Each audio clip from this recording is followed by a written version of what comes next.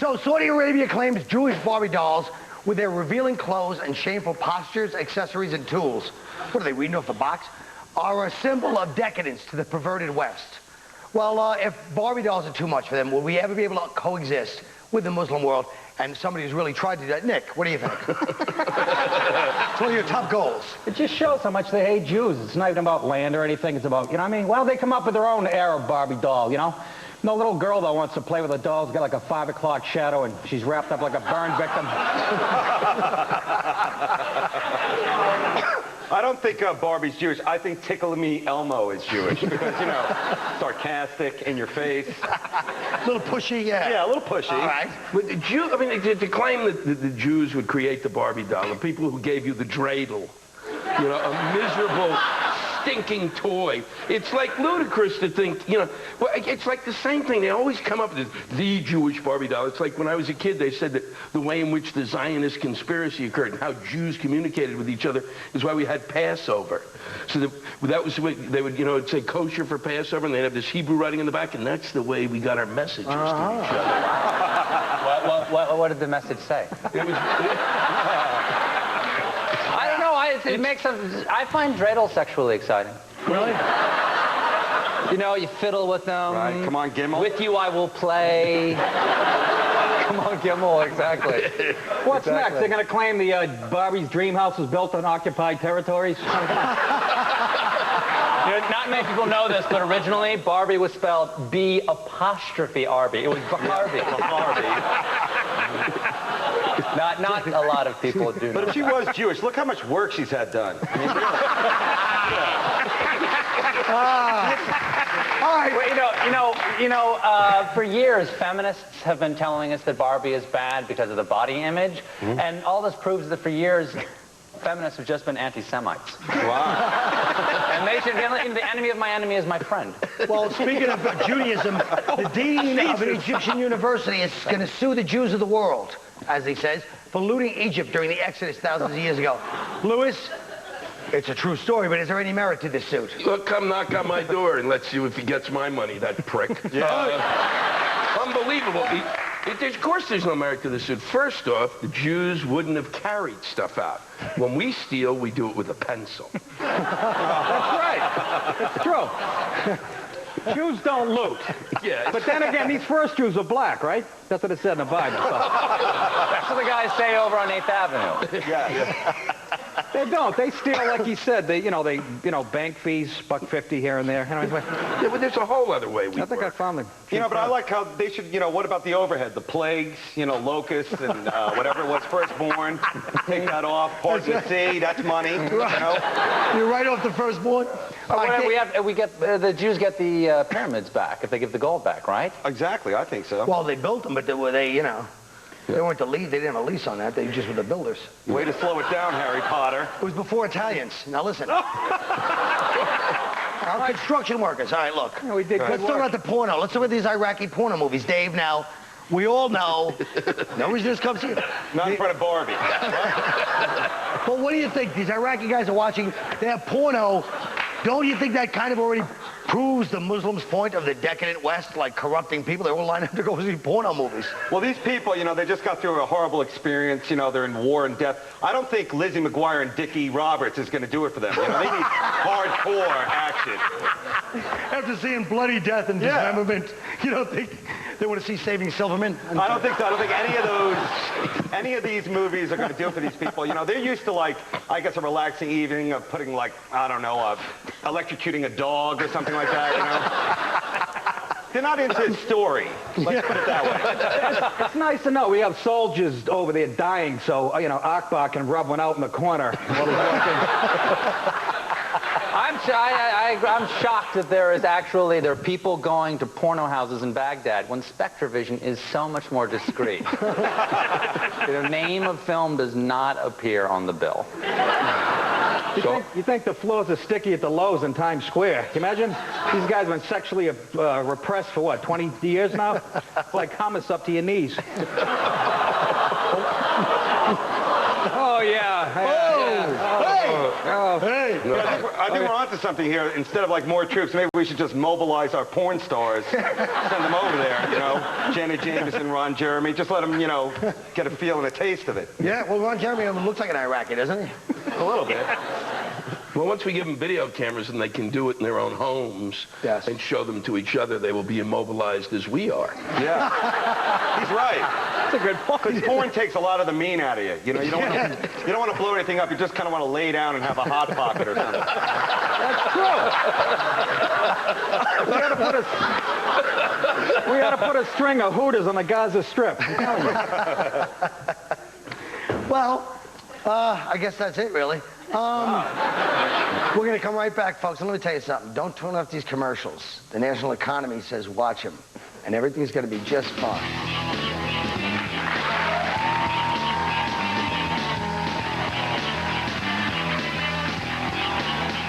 Politicians going on television to win votes. Howard Dean was a guest on K Street. John Edwards was on The Daily Show. Arnold was on The Tonight Show, and he's going to be on Oprah. First of all, everybody goes on Oprah, okay? Oprah has Bush and Gore when they were running, talking about their wives. Like that has anything to do with running the country. The best leaders, sadly, were cheaters. JFK, Gandhi, Martin Luther King, not to mention Clinton. All our presidents cheated. George Washington died of syphilis, okay? And this is the guy that said he could not tell a lie. I chopped down a cherry tree, okay? He must have told a couple of lies. I wouldn't lie about a cherry tree either. Would you tell me he didn't give Martha some nonsense with his, we came home with an STD and he was sitting there lying through his wooden teeth. You stupid Jim David lookalike, George. Now look, all right, let's take a look at some of these. So far, so good, huh? So far, so good. Got a ways to go. That's a good point. And this is why I'm going to run for governor of the state of And ladies and gentlemen, may I introduce to you the senator from North Carolina, John Edwards. Senator Edwards, how are you, sir? I'm great. Well, I am on your show to announce that I am a candidate for President of the United States.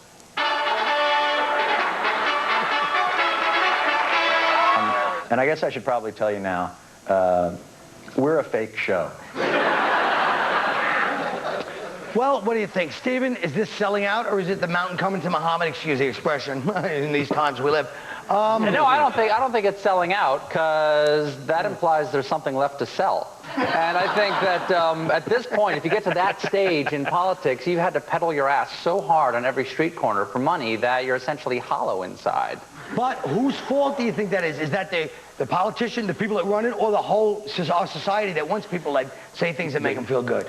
I don't understand. How could it be society's fault? But whose fault is it that that's what we get for politicians? That we get these Well, they want them to, they want them to, the whole concept of putting them on those shows is to make them look human. That's right. The concept. Right. Because they haven't gone, most of these guys needed to go to a leadership camp at some point so that when they appeared in front of people, they would act like a human being. As opposed to, like Robert Dole, one of the great instances of a guy who, when he was off the camera, actually a funny, nice guy. On the camera, you're going, oh, this is disgusting. And it's all of them are like that. They have a public persona and then this kind of chippery, and why Leno didn't, he was this close. All he had to do, as soon as Schwarzenegger said he was running, Leno should have just popped him. Instead of sitting with that grin going, To go on The Daily Show, it's a political show, it makes sense, but I don't want to see, like, Dick Gephardt, kicking it with Ludacris on Jimmy Kimmel Live, just to get the black vote, you know what I mean? Yeah. Or whatever vote. Rumsfeld on Cribs. This is my coffee table. Of course this is my coffee table. It is ridiculous to imply that it's not my coffee table. This is how rumors get started. Check your facts. I've stated it again and again. But the problem is people start looking at, instead of looking at the person, they go, well, he isn't good on TV, instead of actually looking at the candidate. Then, Fred Grandy was great as Gopher on The Love Boat. Sensational as Gopher. Did you ever see his voting record?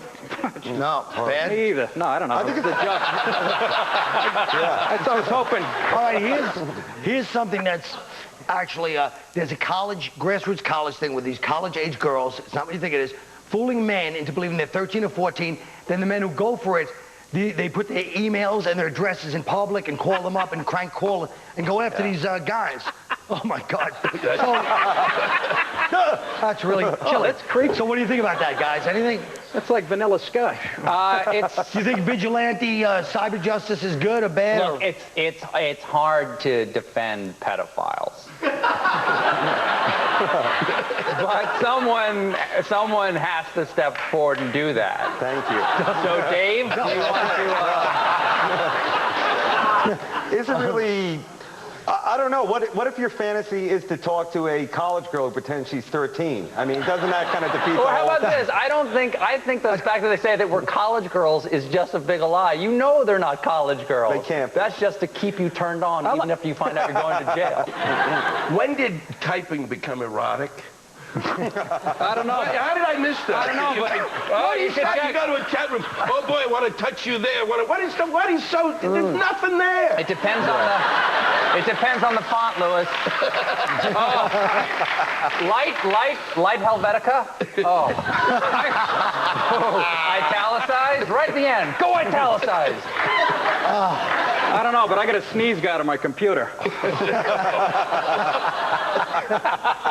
All right, look, folks. America leads the world in commercial watching skills. So don't slack off now. We'll be right back.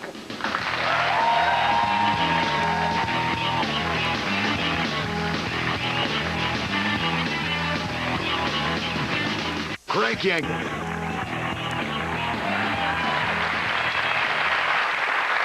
Well, folks, in the last year, over 200,000 immigrants became naturalized American citizens. Not easy. You know, in addition to swearing that you're not a communist or a habitual drunkard, both of which you're free to be after you become an American, you have to pass the citizenship test, which assesses your knowledge of American history and government. We decided to test a few of our most opinionated regulars. They've all surrendered their passports.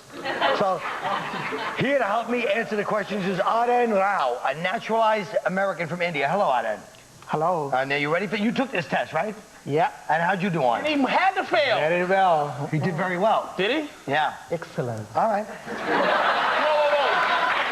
All right. Let's do the questions. These are questions. Let's not forget what this is. He passed. He's a citizen. You guys could lose your passports, and I hope... Oh, that would be my dream come true. All right, these are real tests. All right, ready? Jim, you've been trying to act smart lately on the show with your stupid gestures. You don't read a book, but you sit home at night going, I think I'll gesture this way tomorrow. All right. Jim, we'll ask you the first question. Who becomes president of the United States if the president and vice president should die? That's a simple one. Speaker of the House? What's the correct answer? Well, the correct answer is the Speaker of the House. Yeah. Well, whoever fed you that answer's stupid. God. I know you didn't learn that. I didn't know it. I didn't know that one. Because you're dumb. Irish immigrants. Shut up. Yeah. You're telling me they taught that at Parsippany Junior College, where the stupid went down in Jersey? He went to Exit 54 College. They didn't have a name for it. All right.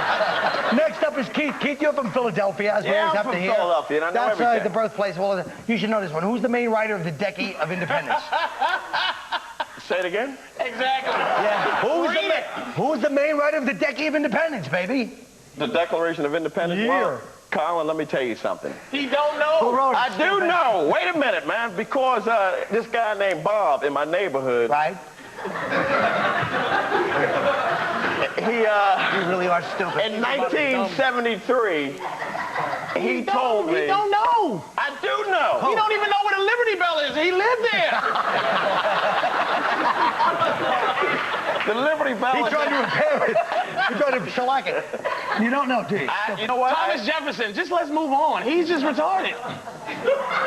He's right, damn it. Yeah, of course he's right. I was going to say that. Why? Because that's his great-grandfather? Yeah. Patrice's great-great-grandfather was Thomas Jefferson. That's my great-great. Damn it. He got yours right, stupid. You didn't know. And you're from Philly. I did know that. Hold up. Okay, Patrice, I don't know if you have to answer this or now Keith has to answer. Who has the power to declare war? The president. Wait a minute. The president or the Joint Chiefs of Staff or the Senate, the mayor. Who has the power to declare war? What's the answer? President. What's the answer? Only the Congress has the power to declare war. The Congress? Now let me say something. Whoa! Wait. George Bush just declared war on Iraq. Nobody else. He thinks his block captain. Now listen. At least I know what a Liberty Bell is. I say, I would judge it from the way it is. I had to go. Patrice actually pulled off a couple. Norton pulled off a couple. You really were dumb. I didn't know any of those answers either. You're lucky, or else I'd call you a real ass. But here's what I think of both of your passports and your citizenship and what you contributed to my land. And Jim, you did pretty good. Folks, I hope you're a little prouder, a little smarter working like that after this message.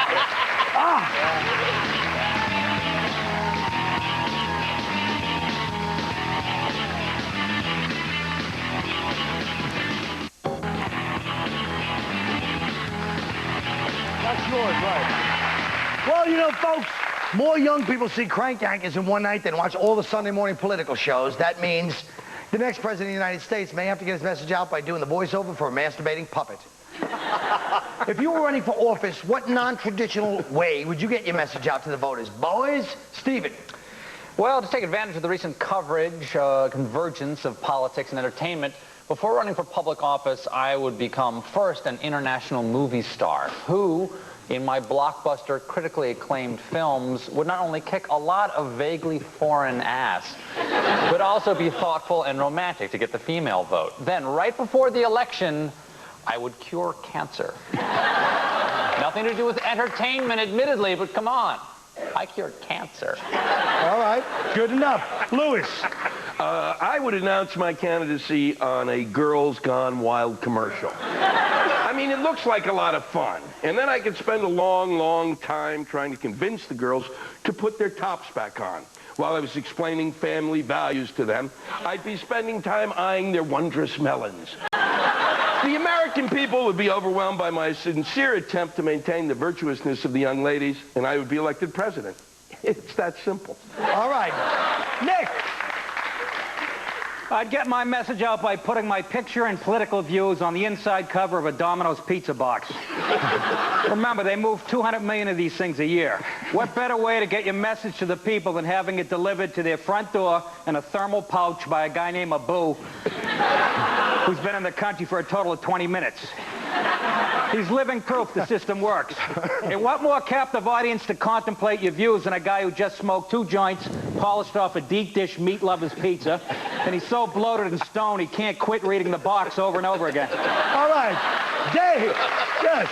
Nice one. All right. Nice one. Dave! I would announce my candidacy on acid. I would do about 12 tabs of acid and then run through the streets screaming, "Bin Laden is hiding in my eyebrow." As I punch myself in the face over and over, I'd finally head over to the Good Morning America crew and write the names of the other candidates on my balls and press them up against the window and say, "Who wants to debate?" All right. Look.